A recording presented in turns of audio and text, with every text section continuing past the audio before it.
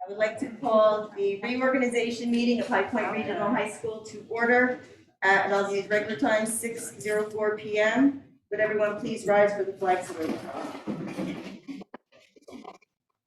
I pledge allegiance to the flag of the United States of America and to the republic for which it stands, one nation, under God, indivisible, with liberty and justice for all.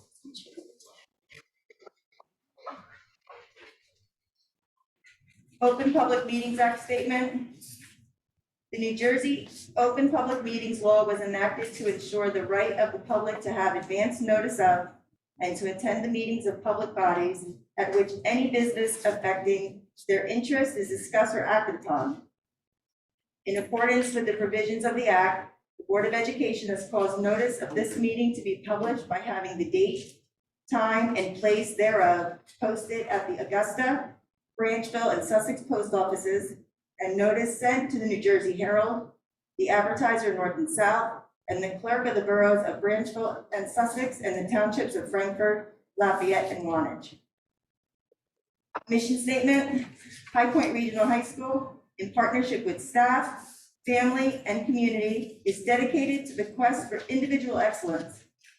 By fostering high standards of achievement, we prepare students to become responsible and productive members of a diverse society. As part of the reorganization meeting, we have the final election results for the November election of 2021. Branchville Borough, the winner, Jill Ireland, 248 votes. Frankfurt Township, Gail Tadona, 1,819 votes. Wantage Township, Elizabeth Schumann, 3,007 votes. Lafayette Township, Joseph Conforth, write-in, 4 votes. Now, everyone who is newly elected, Jill Ireland, Joseph Conforth, Elizabeth Schumann, Gail Tadona, we will do your oath of office. So if you will please stand.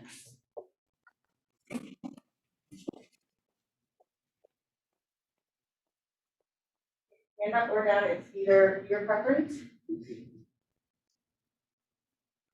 I, please state your name. I, Gail Tadona, Do solemnly swear or affirm do solemnly swear or affirm that I will support the Constitution of the United States that I will support the Constitution of the United States and the Constitution of the State of New Jersey, and the Constitution of the State of New Jersey, and that I will bear true faith and allegiance and that I will bear true faith and allegiance to the same and to the governments established to the same and the governments that are established in the United States and this state, in the United States and this state, under the authority of people, under the authority of people, so help me God. so help me God. I, please state your name, I, Gail Tadona, do solemnly swear or affirm do solemnly swear or affirm that I possess the qualifications that I possess the qualifications prescribed by law prescribed by law for the office for the office of member of a Board of Education, of member of the Board of Education, and that I will faithfully, and that I will faithfully, impartially, impartially, and justly and justly perform all duties perform all duties of that office of that office according to the best of my ability, according to the best of my ability, so help me God. so help me God. Congratulations. Thank you. So before we go tonight, we have 2 copies of your oath. We need original signatures. I've signed one, and then you'll each sign. You keep one, I keep the other one original. Okay, election of officers. I will now open the floor for nominations for President of the High Point Board of Education. Yell it out. I nominate Wayne Dunn. Okay. You're welcome. Are there any other nominations for President of High Point Board of Ed? No clues tonight? Okay. We're going to take a vote, and it will be nomination that Wayne Dunn be named as President of the High Point Regional High School Board of Education. Seeing no other nominations, we have a second, just to make sure it's formal. We have a nomination, we have a second for Wayne. Second. Thank you. Okay, roll call. It's Mrs. Ireland, Yes. Ms. Sedona, Yes. Ms. Smith is absent. Spencer Arnold, Yes. Richard Klein, Yes. Joseph Comfort, Yes. Liz Schumann, Yes. Mr. Dunn. Yes. Yes, you can. Okay, officially now, I turn the gavel over to our new president and returning president, Mr. Wayne Dunn.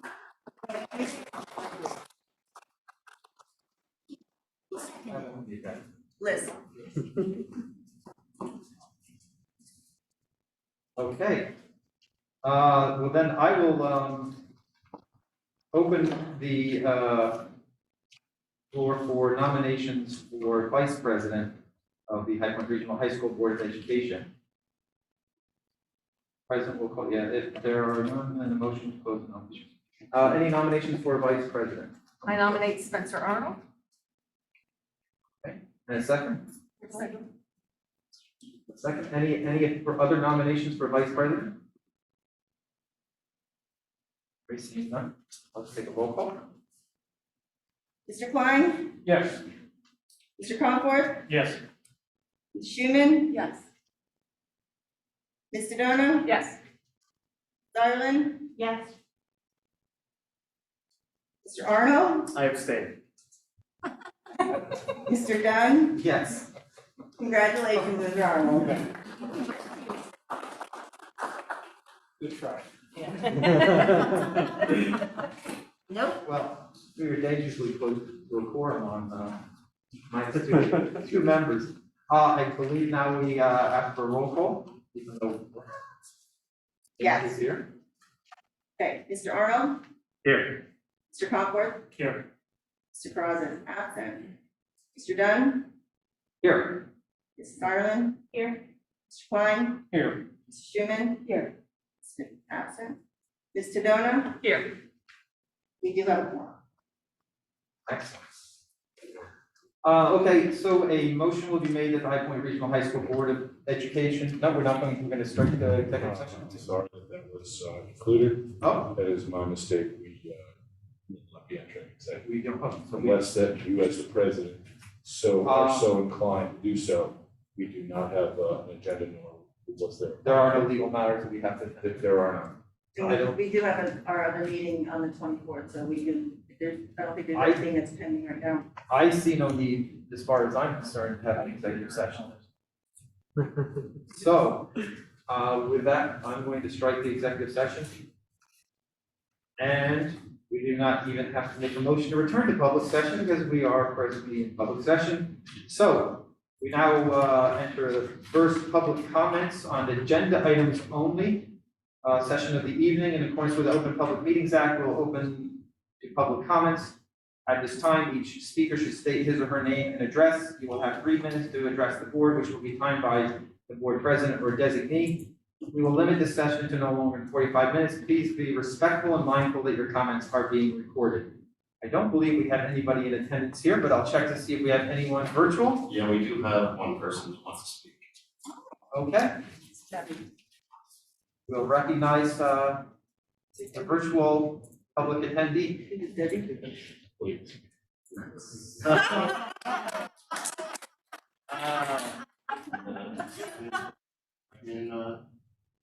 Joe's not here. She looks like she's muted. Yeah, I'm just. Oh, Right, all right, here I am.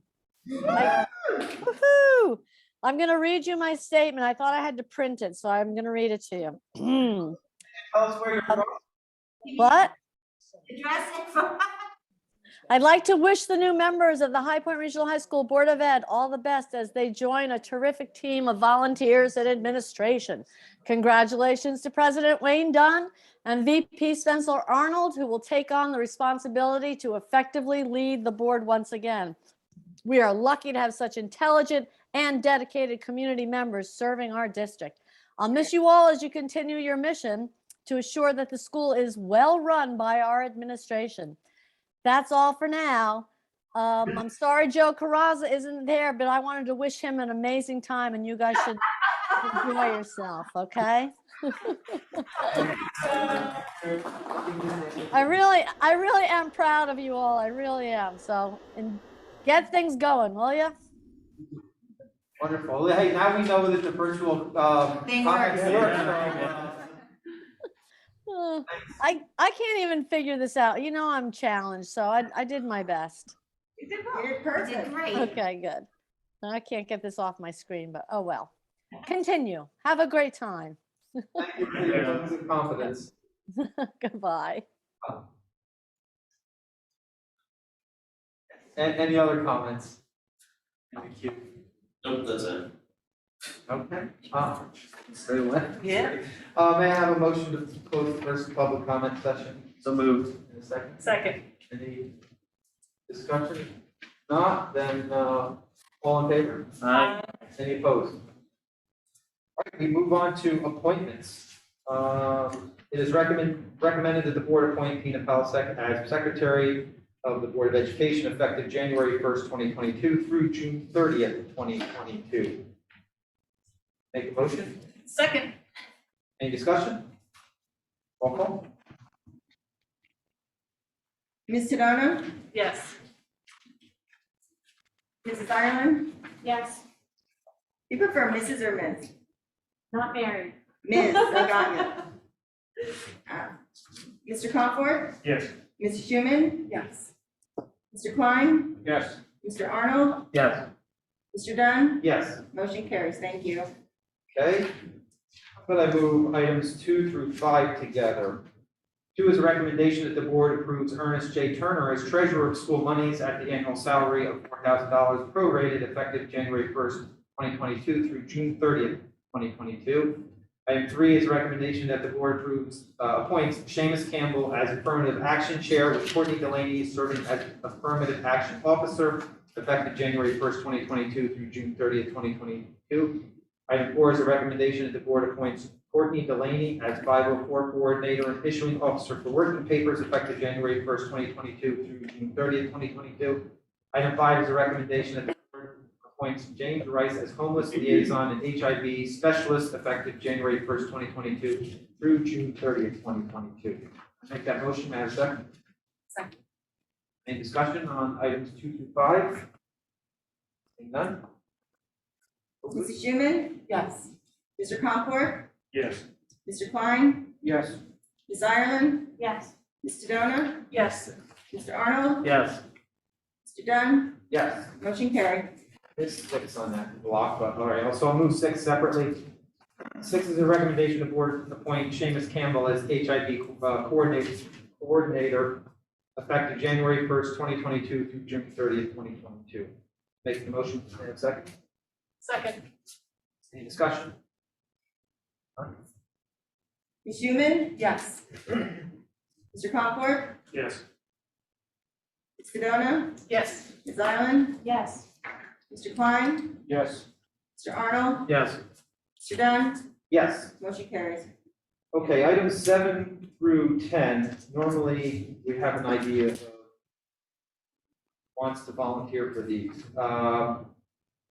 I would like to place myself for the delegate on New Jersey School Boards and the delegate for Sussex County School Board Association, but I'd like to have a volunteer for the alternate delegate for either New Jersey School Boards or the Sussex County School Boards. If there's anyone that's interested. I don't really, do you want to do one? I will say, I don't think we've had a delegate attend the New Jersey School Boards in a little while, possible, because of COVID, we haven't had, they've been virtual or whatever. Right. We did have several of board members attended, I think, the last in December prior to the outbreak of COVID, because we were discussed, there was a presentation by superintendents, myself being included, at which you and others Oh, yes. were present. Okay. That was the New Jersey School Boards Association or the Sussex County? Sussex County. Sussex County. Oh, I've actually been in attendance at the Sussex County one. I'm just worried, the New Jersey one, I think we'd like to plan to attend that one, as well. I'm happy to be an alternate. I Okay. don't want to steal it from anybody, though, it's okay. Thank you.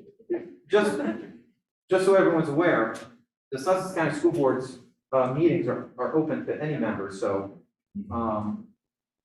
I attended one in December, actually ended up having to MC it for some reason, because somebody called in sick. But You go. anybody can attend it. If there's one I think there's one scheduled in January, I'll pass on the information. So you're interested in the Sussex County one as well, Kia? Sure.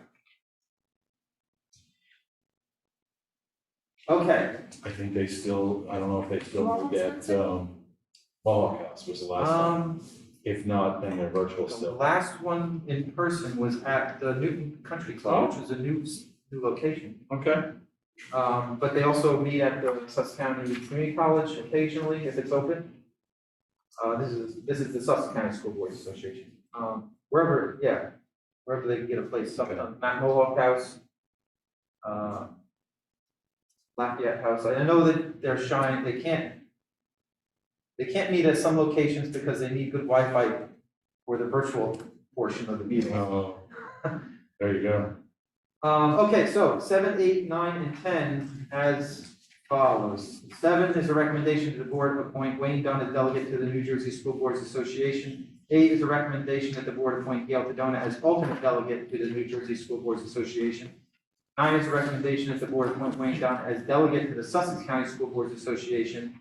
And 10 is a recommendation that the board appoint Gail Tadona as alternate delegate to the Sussex County School Boards Association. Make those motions. Second. Second. Discussion, comments? Not? You're welcome. Oh, Was that a comment? Sorry? no, he said thanks, I'm like, yeah, Oh. whatever. Roll call. Mr. Klein? Yes. Mrs. Schuman? Yes. Mr. Comfort? Yes. Ms. Sedona? Yes. Ms. Ireland? Yes. Mr. Arnold? Yes. Mr. Dunn? Yes. All motions carried. Okay, 11 is another item in a similar vein as the other ones. Debbie Anderson was our former representative to the Sussex County Ed Services Commission for many years. This one is, I don't recall how frequently the meetings are. I went for her once. Did you? And it's only twice a year that you have to go, and you vote on stuff, and then you can leave. So it wasn't that, I ended up staying for the whole thing, Oh, was not very exciting. Where- Then they thought I was interested and wanted me to get on the big board Oh, and be more yeah, involved, and I'm like, yeah, no. But anyway, so it's not that intensive, it's over at, like, Willigan, like, is that Wilson Drive, right across from, Yes. yeah. So it was, right over there in Sparta on, on the northern part of Sparta. Is it something that Leanne would be interested in, you think? She might be, because it really does have to do a lot with special service. That's what I was Yes, it thinking. does. yeah, are we able to, well, she's not here, so Can we, that's. Let's appoint her, we can always Yeah, change sure. it, can't we? Absolutely. yeah, we should Or- point each other something too. That's how it works.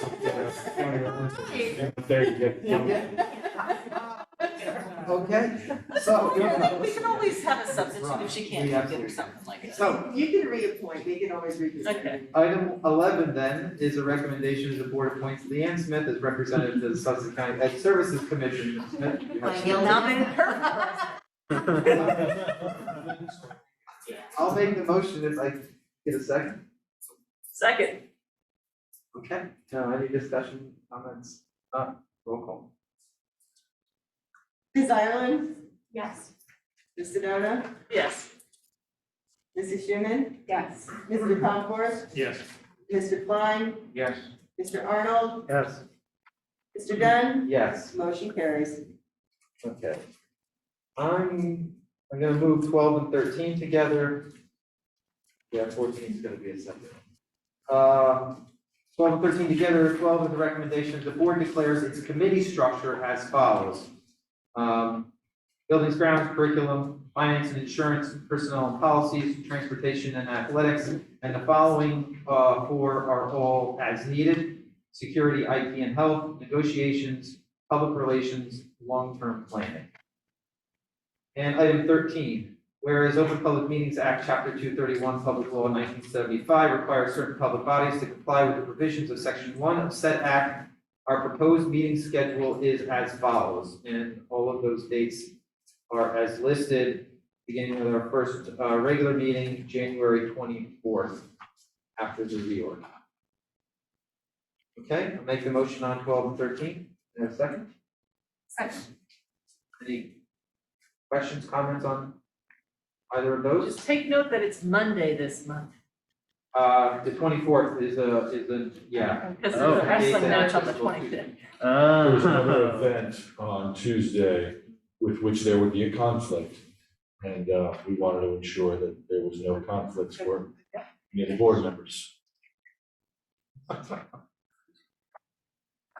I just have a question on 12 there. When do you go over, how do I get some insight on each committee? Right. So this establishes the number, the committees. We can always add committees ad hoc if we want to at a particular meeting, but these are our standing committees. The board president will assign members to that. I'm going to ask anyone that feels strongly about their skill set, if they, particularly yourself and Ms. Ireland, that are new members, if you feel you have particular skills or are interested in a certain area, I'll do my best to try to get you onto those committees where you can be most effective. I will give you an example of one that kind of sets itself, is the negotiations committee.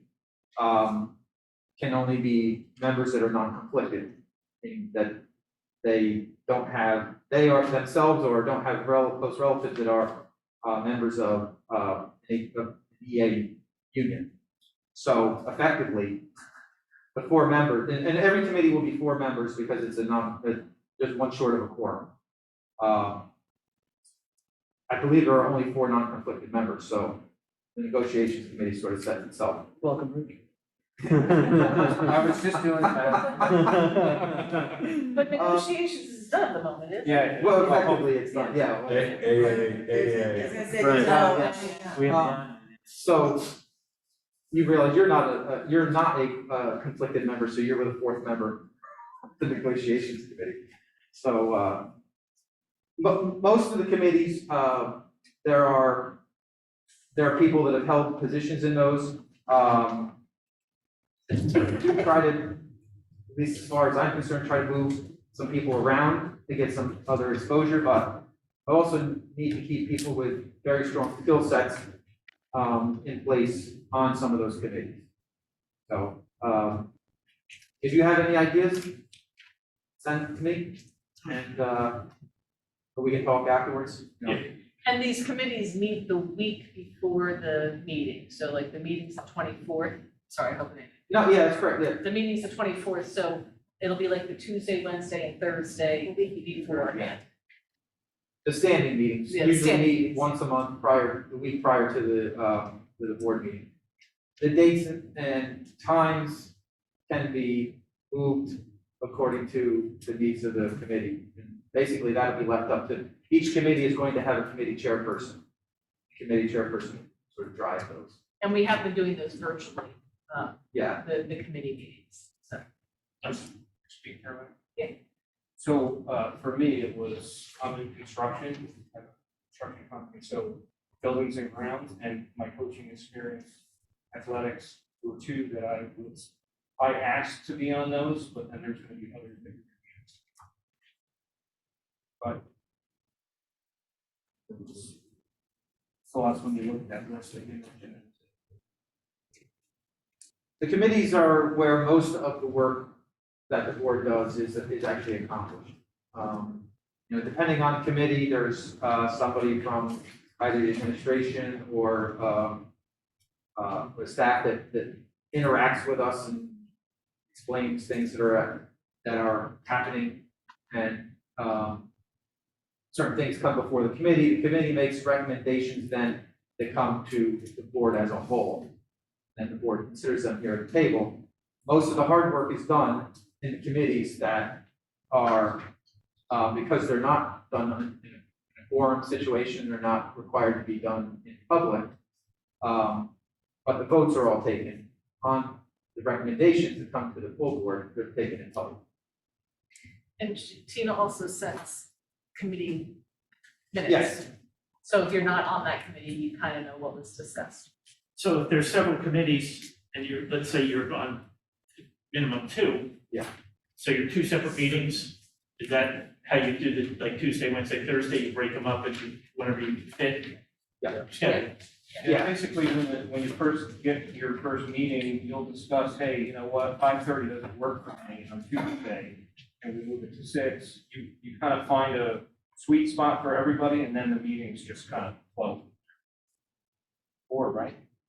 4? You'll be on 4 committees? Who? 3 and an alternate. 3 and 1 alternate. Yeah. It depends. There's no set number. You'll almost certainly at least 2 committees.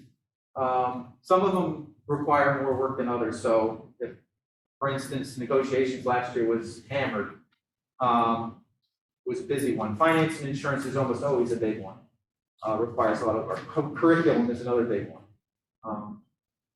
But at least 2, possibly up to 4. And sometimes I'd like to appoint an alternate so that if somebody can't make a particular meeting, then the alternate is allowed to attend, just so that we have full 4. Well, I know you don't have more than 4 to keep, outside public, but is there a minimum as well?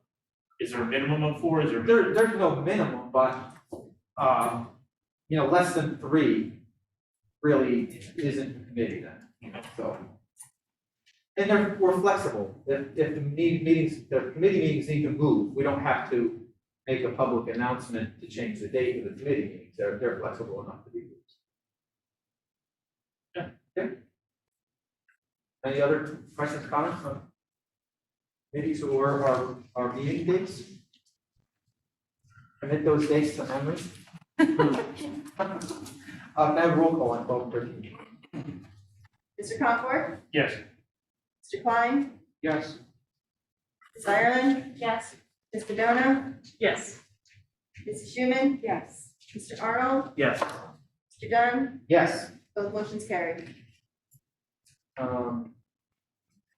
Okay, item 14, I see in bold, it says it will be read by the board secretary, so I'm just gonna introduce the motion.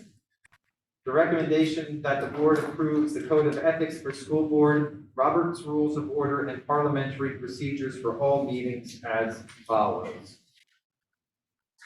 I'm excited. Code of Ethics for School Board Members, School Ethics Act, Chapter 178, Public Law 2001, 18A, colon 12-24.1, Code of Ethics for School Board Members, including discussion. A school board member shall abide by the following Code of Ethics for school board members. A, I will uphold and enforce all laws, rules, and regulations of the State Board of Education and court orders pertaining to schools. Desired changes shall be brought about only through legal and ethical procedures. B, I will make decisions in terms of the educational welfare of children and will seek to develop and maintain public schools that meet the individual needs of all children, regardless of their ability, race, creed, sex, or social standing. C, I will confine my board action to policymaking, planning, and appraisal, and I will help to frame policies and plans only after the board has consulted those who will be affected by them. D, I will carry out my responsibilities not to administer the schools, but together with my fellow board members to see that they are well run. E, I will recognize that authority rests with the Board of Education and will make no personal promises nor take any private action that may compromise the board. F, I will refuse to surrender my independent judgment to special interest or partisan political groups, or to use the school for personal gain or for the gain of friends.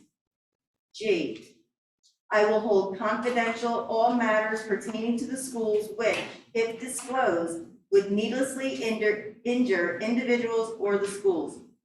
In all other matters, I will provide accurate information and, in concert with my fellow board members, interpret to the staff the aspirations of the community for its schools. H, I will vote to appoint the best qualified personnel available after consideration of the recommendation of the Chief Administrative Officer. I will support and protect school personnel in proper performance of their duties. J, I will refer all complaints to the Chief Administrative Officer and will act on the complaints at public meetings only after failure of an administrative solution. Okay, I will make the motion on item 14. May I have a second? Second. Any discussion or comments? I'll mention that I ran into Kathy Hellowa, who is our New Jersey School Board's field representative, and discussed arranging for her to come in to provide us training on ethics that we typically do just about every year in the beginning of the year. It's great since we have 2 new members, and it's always good refresher for everyone. It's one thing to, read it here in the Code of Ethics, but it's another to have somebody come in and actually present a little bit more discussion about it, real life scenarios and such. So make that a to-do item to have that training set up for sometime. I doubt it's going to happen by a January meeting, but February, March, if at all possible. Okay. No other comments? Can I roll call on that? Mr. Klein? Yes. Mr. Comfort? Yes. Mrs. Schuman? Yes. Ms. Sedona? Yes. Ms. Ireland? Yes. Mr. Arnold? Yes. Mr. Dunn? Yes. Motion carries. I am going to move items 15 through 27. Recommendation that the board designate the New Jersey Herald and the Advertiser North and South as official newspapers. 16 is recommendation the board designates Provident Bank as official depository. 17 is recommendation the board approves the principal's petty cash fund for $500 and the superintendent's petty cash fund for $150. Individual warrants eligible for reimbursement may not exceed $75 per receipt. Sales tax will not be approved for reimbursement. 18 is a recommendation that the board approves the fee schedule for photocopies as follows, and that is as listed. Item 19 is a recommendation that the board approves a $3 transcript fee for alumni requests. Item 20 is a recommendation that the board approves the following list of board accounts and their signatories. And that is the school store, general fund, agency account, cafeteria account, athletic account, adult school account, salary account, net pay, state unemployment insurance account, petty cash account, student activities, scholarship clearing account, and construction account. They are all as listed. Otherwise, 21 is a recommendation the board authorize the school business administrator, board secretary, and custodian of board records for Oprah compliance.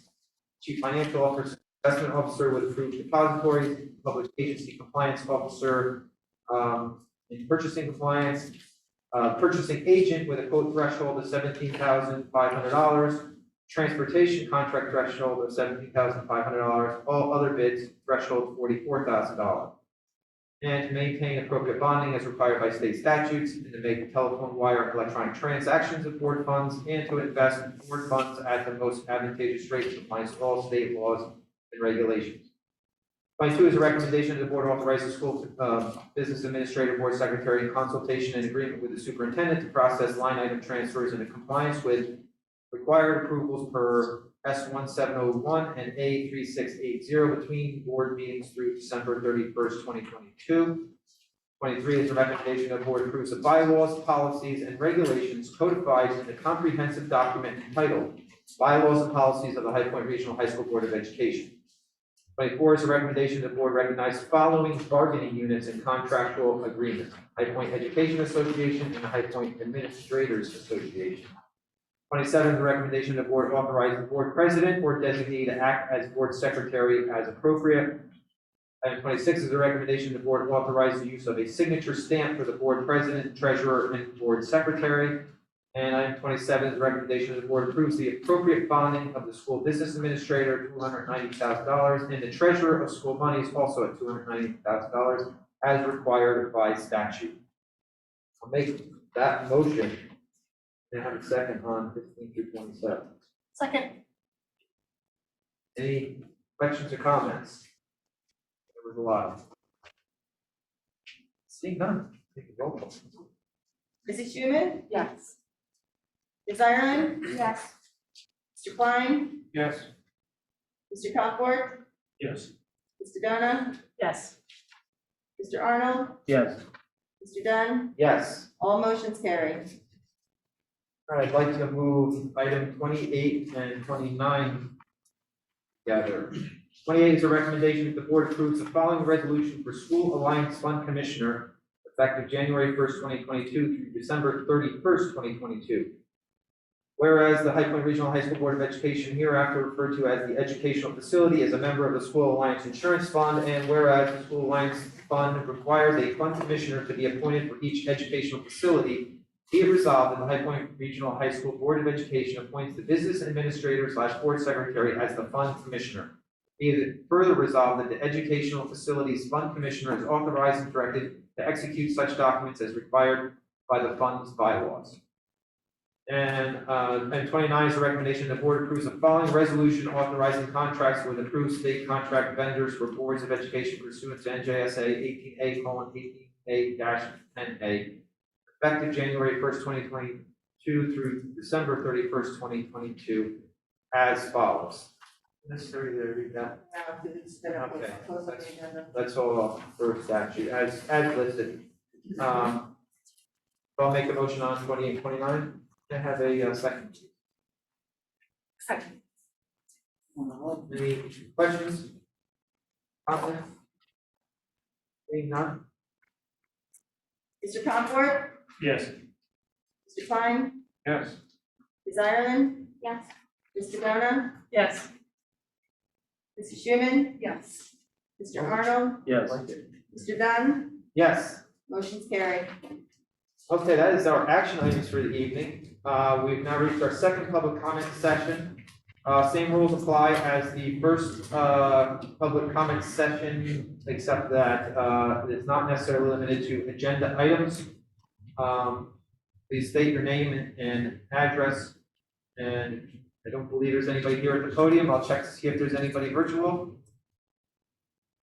Nobody's raising their hand right now. Okay. I'll give another 30 seconds, just in case anybody's inclined virtually to make a public comment. You have to raise your virtual hand. We'll recognize you.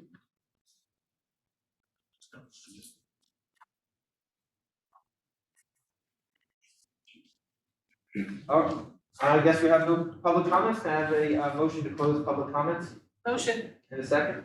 Second. All in favor? Aye. Any opposed? Okay. Moving right along to other business. I'm going to read this one in full. This is a resolution of the High Point Regional High School Board of Education to join in the filing of an Open Public Records Act request with and possible future related litigation against the state of New Jersey concerning the calculation and allocation of state aid. Whereas the School Funding Reform Act of 2008, SFRA, also known as NJSA 18A-1, reflects the current New Jersey law that governs state aid to public school districts, and whereas the state of New Jersey has appropriated limited monies to fund such state aid for public school districts, and whereas it appears the state may arbitrarily determine how much state aid is allocated to each school district without regard to district need or ability to pay, and whereas the High Point Regional High School District is receiving substantially less state aid than it otherwise should receive, and whereas such disparate treatment is neither equal nor equitable and is without any known rational basis, and whereas the state should be transparent in how it calculates and allocates state aid to each school district. And whereas to protect the interests of its students and community, each school district is entitled to obtain data and records from the state as to how the state calculates and allocates state aid to each school district. And whereas the High Point Regional High School Board of Education believes that it is in the best interest of its residents, taxpayers, and students to file an Open Public Records Act request with, and if needed, related litigation against the state of New Jersey, Department of Education, and the Commissioner of Education, and such other parties as may be appropriate for data and records as to how the state calculates and allocates state aid to each school district. Now therefore, be it resolved that the High Point Regional High School Board of Education hereby approves the filing or joining in the filing of the attached Open Public Records Act request at no cost to the board, and be it further resolved that in the event the Oprah request is denied, the board should hereinafter consider instituting or joining in litigation against the state of New Jersey, Department of Education, and Commissioner of Education to obtain data and records from the state of New Jersey and its various departments as to how the state calculates and allocates state aid to each district. And be it further resolved that in the event that the High Point Regional High School Board of Education approves instituting or joining in Oprah litigation, the administration is hereby directed and authorized to provide whatever assistance is reasonably required in order to pursue such Oprah litigation. I will make that motion. And have a second floor. Second. Discussion. Now I'll open it for anybody here. Is this our first time filing something like this? This is No, not. we did this in the past. This is merely to reintroduce it and just to make, continue to have the board and the community aware of the state aid reductions that have begun. And I think this will be the 5th or the 6th. I think it's the 5th year of the scheduled 7-year state aid reductions that began with communicating to us that in total, over the 7 years, it would be a $2.7 million reduction. However, after 4 years, it is already at 3.9 million, or 3.6 million? 6 or 7. 3.6, and so we anticipate over the next 3 years, an approximate reduction of $1 million a year, on average, give or take. And it is profoundly disruptive, and it has been a significant challenge navigating through that. So yes, we have brought this up in the past because the issue is with the Oprah request is that many school districts have come together in a consortium so as to query the state as to the metrics and the method by which they determine the funding formula. And that is an Oprahable document, but it is my knowledge that it has yet to be provided. When was the last time that you used that? The last year's budget. You did use this last year? Oh, yes, we did read this last year, yes. Are they So required, just- are they required by law to provide that document? That is correct. It did go to court, I believe, and there was a court ruling that the state had to release the formula, but what was released was entirely unusable, an unusable form of, I believe that's how it was. To my knowledge, what was released did not provide the requisite information. This isn't High Point doing something renegade or alone. This is part of a consortium of other schools that are involved, that are similarly affected. This was begun by, I believe, Tom's River, who is suffering tremendously, and then there are school districts of which no one hears about, say, Hopatcong, which is being deconstructed. It's really, and I understand that, you know, that taxes in New Jersey are that which they are, but there are certain school districts, High Point being one of them, and others throughout the county, there's only 2 in the county that are not experiencing reductions, and some are quite acute. And I'm just looking at that second to last paragraph, has the board joined in the filing? Yes, In the we have. past, The currently Oprah or in the filing. past? Yes. The Oprah filing. Okay. Not litigation Not- as of yet. No, Oh, not just the Oprah filing, and not litigation. right, but I'm sorry, we would not file, what we've done is put our name, if you will, as a participant should they follow through with their suggested litigation, which I'll explain further complications to that in a second. But, Mr. Trump, what do you wanted to? Well, I'm just curious, so you said there was 2 other schools in the county that aren't affected? 2 school districts in the county that are not experiencing state aid reductions, correct? And are they high schools? One is a high school. One was flat, I believe. Yeah, And the other one received additional money. yes. But every Are you other able to school share those district, or not? What's that? Are you able to share those? Yeah, Newton is getting, an increase. I believe it was Green who was, flat. When we talked about the budget last year, there's actually a spreadsheet that shows you exactly what's from each. Yeah. Yeah, every year it's the creation of the spreadsheet time.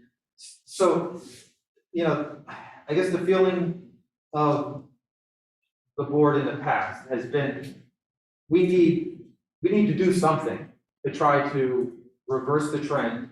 It may be futile, we don't know, but we have to do something. We were part of a litigation against us by a number of municipalities in our sending district, based upon the fact that we had to use bank cap, which is the ability of us to raise the tax levy at a higher than 2% amount in a given year. We were sued by the municipalities because they felt like they needed to do something because their tax levies were being increased. Well, our contention had been at the time, and it still is, I believe, this isn't because we're doing something wrong, it's because the state is pulling the rug out from underneath us with the state funding reductions that have happened over the course of the past so many years. That money needs to be made up somewhere. We've cut programs, we've done without replacing certain positions, we've reduced extracurricular appointments. We haven't addressed building issues and. You're right, that's true, we haven't addressed needed capital improvements or building maintenance issues. Because we lost literally millions of dollars over the last few But years, you so. said Scott, you said it's up to like 3-point-something million now, but did you say it was capped? It was supposed to be a cap at 2.7 or something? What they had stated originally when they told us about it would be a 7-year rollout, and the amount of money that they originally communicated would increase from the very beginning, which would say was, I think, like 67 or 79, and each year the number would increase to a total amount of 2.7 million. Well, that changed immediately, particularly in year 1 or year 2, in which I think it was in the summer when they said we need another 363,000, and by the way, we need it by today. And so we've managed that, and we have cut staff significantly, and I believe that there is a negative impact of that, not just educationally, but what we've seen over the last 2 years due to COVID, that those are resources that could be applied, human resources to student well-being that are just not there.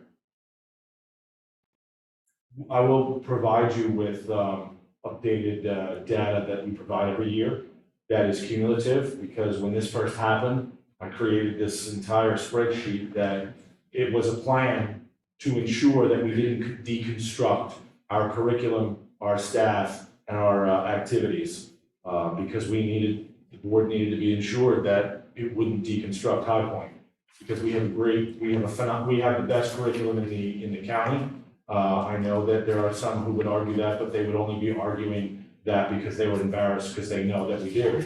And we don't want to give that up. And I know that there is competing interests on a community that recognizes that tax dollars have an impact. And by the way, the reason why the board was able to increase taxes in the manner in which they did is because High Point had reduced taxes to a degree in the prior 6 years that no one else did. The High Point had reduced the tax levy in the prior 6 years by approximately 7.9%. It might be higher than that, but it's been a while since I've looked at the numbers.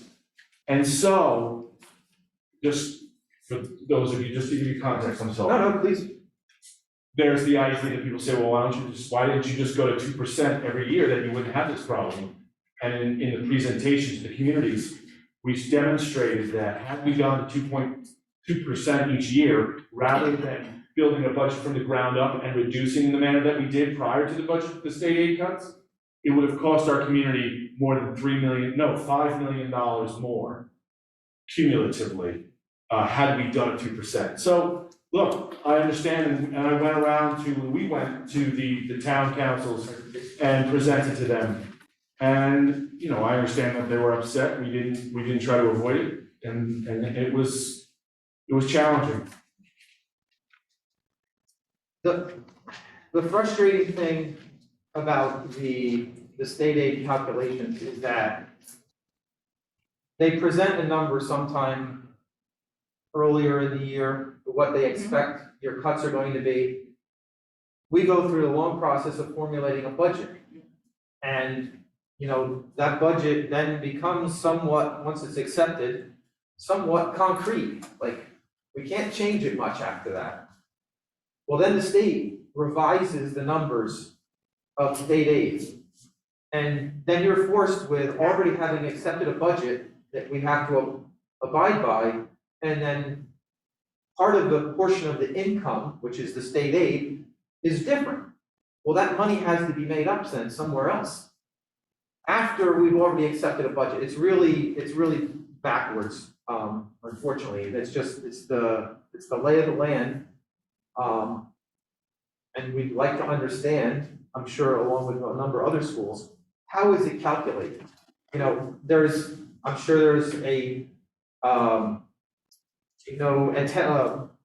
enrollment number that figures in, there's, you know, the demographics of the area, there's so many other factors that could be part of that calculation, you just don't know.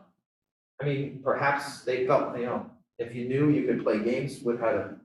They use the ratables, so depending on the ratables for your district, if you have a high income, high ratable number, then they have the fair local share, and that's our tax levy. So if you have a district that has a higher ratable and they look more affluent on paper, then that area gets less state aid. However, they do the adequacy formulas, which is that's like a lesson in.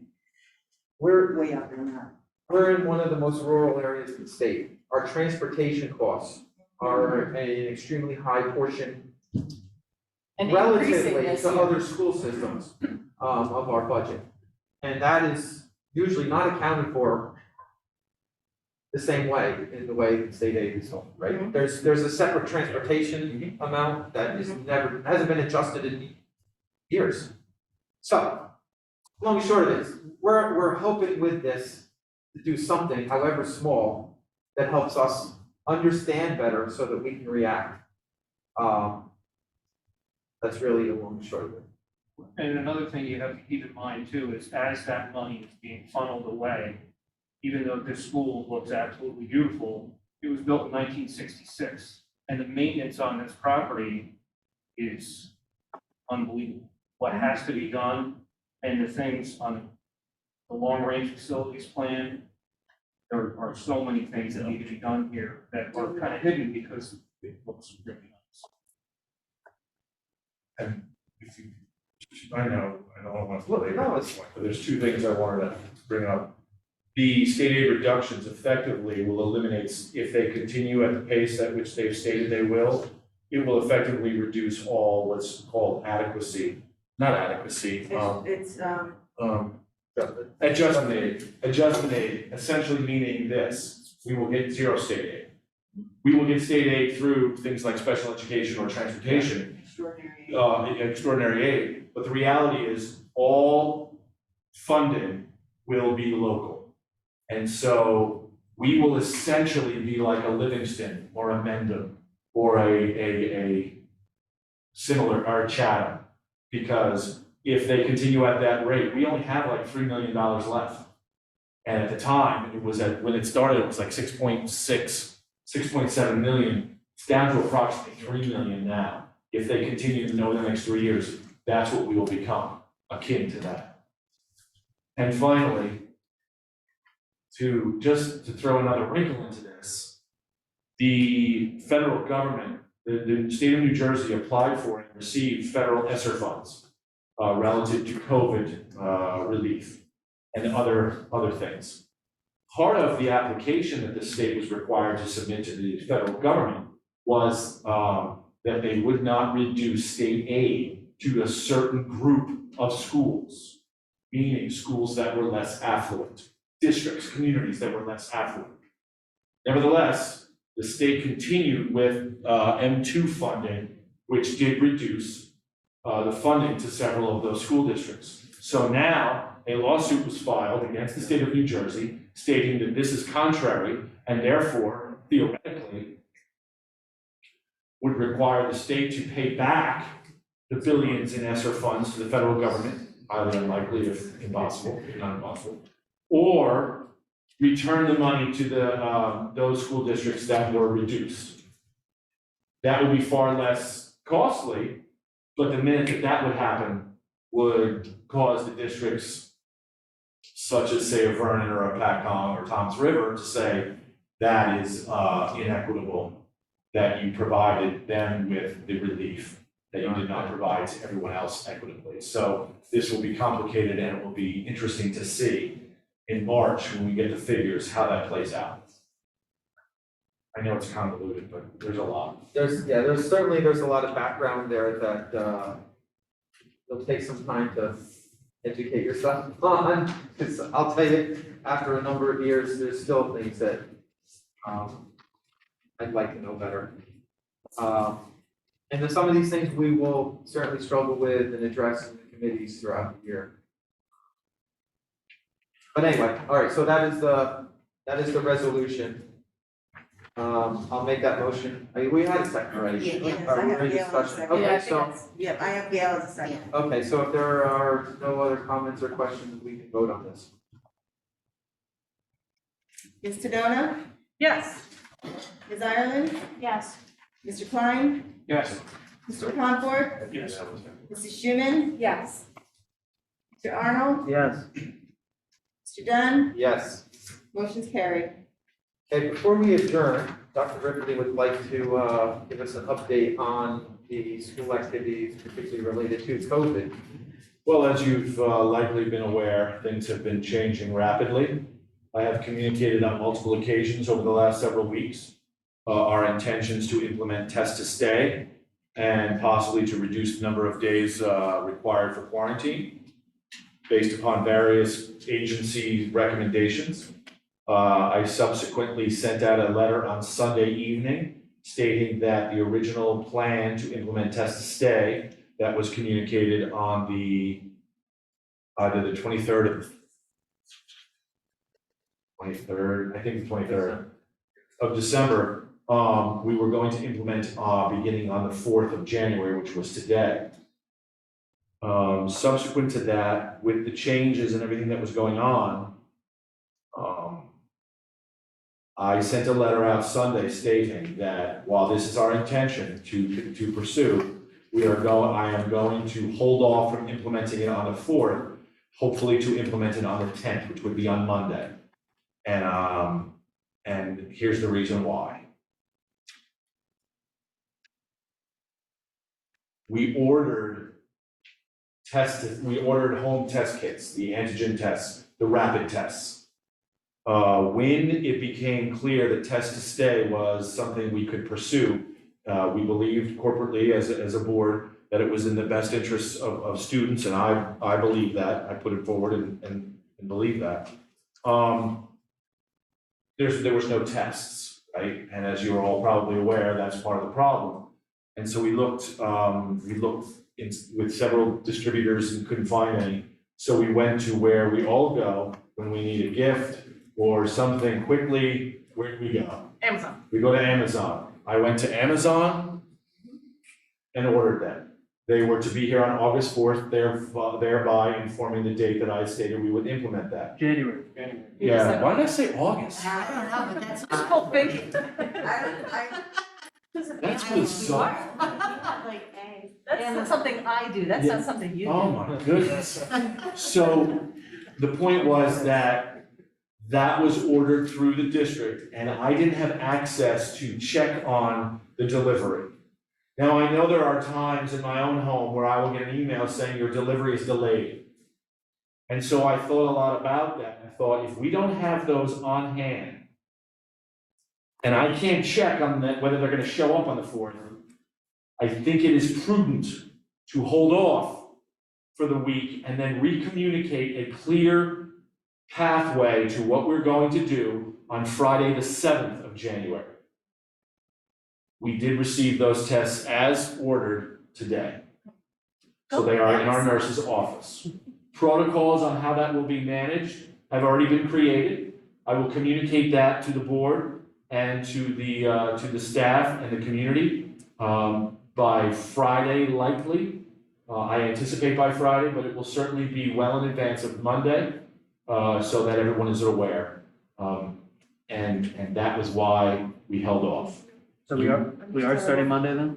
That is, listen, the way things change, to state that anything is categorical is foolish. That's your intention. It is, and I don't want to seem as if I'm trying to hedge my bets, so as to in any way indicate that that is not the absolute imperative.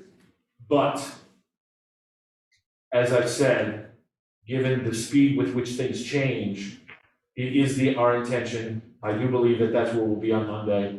However, there is always a possibility that lightning strikes. When you say test to stay, is student has to test to stay in school? Yes, sir, not everyone. What that means is, let's say a child is deemed to be a close contact with someone who has tested positive. Currently and formerly, they have had to go into what exclusionary policy practices, essentially of quarantining for formerly 14 days, then 10, possibly testing out to return on day 8. That still does harm to kids. And so what we wanted to do was, once it was apparent that you could use antigen home test kits to determine this, and Newton has been doing it, as a matter of fact, since September. And test to stay became apparent, we wanted to do it. So what happens is, let's say a kid is determined to be a close contact. There is a series of tests that they will have to have negative so as to stay. At least 2. Okay, so let's say, depending upon when that we find out, when the close contact was, there will likely be at least 2 times where either the staff member or the student will be tested to determine whether they are negative or positive. Positive, then they must quarantine, whether they're Symptomatic or not. quarantined, right. So kids that were sick, I do believe that they can show a positive test, even, let's say their symptoms are gone, they've done, say, 14 days of quarantine. Yep. They can continue to be positive, Right, just so, because it's, Yeah, but that doesn't affect this. This is for kids who are in close contact, right, so they don't have a positive COVID test until we test them. but let's And if say, it's negative, they get to stay. If it's positive, then they will start a quarantine. so what happens if a student It's COVID. And Gets then COVID. returning, they don't have Returns, to test, right. they don't have to test. They don't have to test to come back. no, they have to. Right, but let's say they are traced, they have contact with a positive, so then they have to take a test. And if, even though they still have antibodies, but they keep knocking positive tests. No, but here's why that's not applicable, and it's an excellent point. Similar to whether one is vaccinated or not, if one has received a positive test after they fulfill their quarantine and they are no longer symptomatic, they are no longer required to test for 90 days. So I, Which, as a matter of fact, is what happened, with several people, right? yeah, So because it would it's- just go on and on and on. Correct. Yeah. Correct. So essentially, if someone's unvaccinated and they are positive and they come back from their quarantine, they're no longer symptomatic, they do not have to be, they're effectively fully vaccinated for all intents and purposes, so as not to have to test for 90 days. That way, you preclude exactly what you I was stated. gonna say, you must have ordered an awful lot of tests. No, we did, but it wouldn't be enough if that's what you had to do. Now, I have a question too then, because going to his thought, sometimes students don't get tested, they're just sick. and then they come back, Right, and then they, if they're a close contact, they might be positive even though they are done with it. right. But that's just, I guess that's just what happens. But you could put a little, I mean, depending on how long they're out, you could say, well, you gotta take a test maybe. Well, I mean, most He'll kids, deal I with guess, it. that are sick are out 5 to 10 days. We have protocols based upon, when the close contact occurred, what is the onset of symptoms, or what is the date of the positive test. So all of which will apply based upon the circumstances of the individual case. And so we have protocols for all of that. And, again, as I had a lengthy conversation with a local physician today, that, we believe, and I believe strongly, that, that we, as we've done, kids have suffered, immeasurably from being excluded from their childhood. And this is not to say that in any way that COVID is not a concern and we're in any way being cavalier about our application of our protocols. But I did say to this individual, while we are very conscious of serving the public good and the health of the broader community, our number one responsibility is for the students and the staff who are in the building. And it is evident by all metrics, anecdotal, qualitative, and quantitative, that students have suffered physical, sexual abuse, substance abuse, suicidal ideations to the degree that it's an epidemic that has harmed them likely far more than the epidemic of the pandemic has. And please do not anyone presume that I'm in any way mitigating COVID or the impact of the disease on anyone. But this is what we have to balance. And we have seen the uncompromising devastation on our kids. And that is what informs the pursuit of test to stay and reducing quarantine times. I spoke to a student's mother today. They said attendance was low today. Relatively speaking, it was better than other area districts. Because, you gotta think in 2-3 weeks from now, I mean, we're getting hit so hard in this area.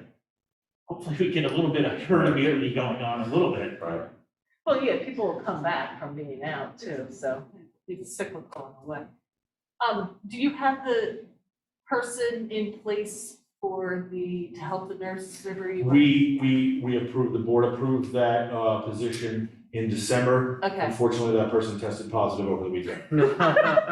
Sorry to laugh. That's all right. It's the irony. That's what we're dealing with. However, we have a solution to that. Okay, A temporary solution where COVID takes away here, it opens a door here. okay. So we will be seeking some assistance. I just want to say, personal opinion here, that I think it's a great idea, because I know firsthand what it's doing to the kids. And I have spoken to other parents of students, and I got a lot of good feedback from it. So I think it's really a good move, and, It's a bold move. We have to admit that we're putting ourselves out there a little bit. Yep. It's good But I leader- it's respect good leadership. the move, the recommendation that Dr. Ripley put forward with it. And I think generally the feedback I've heard has also been very well received. And I think, we all that have had kids in school want them to be back in school and stay there if at all possible. Not just the school, but all of the activities that surround the school, the extracurriculars, the athletics and everything. Over the next day or two, I will provide the board with an internal document that we created so that you're fully apprised of everything that went into this decision. And so that should you ever be questioned, you have a foundational response by which to be thoroughly prepared. Should someone say, hey, you're on the board, what about this? And I think it's important, so we will provide you with that in the coming days before I communicate to the broader community. Yeah, thank you. Thank you for your update, Dr. Ripley. And with that, I will entertain a motion to adjourn. Second. All in favor? Aye. Aye. Any opposed? We are adjourned. Congratulations.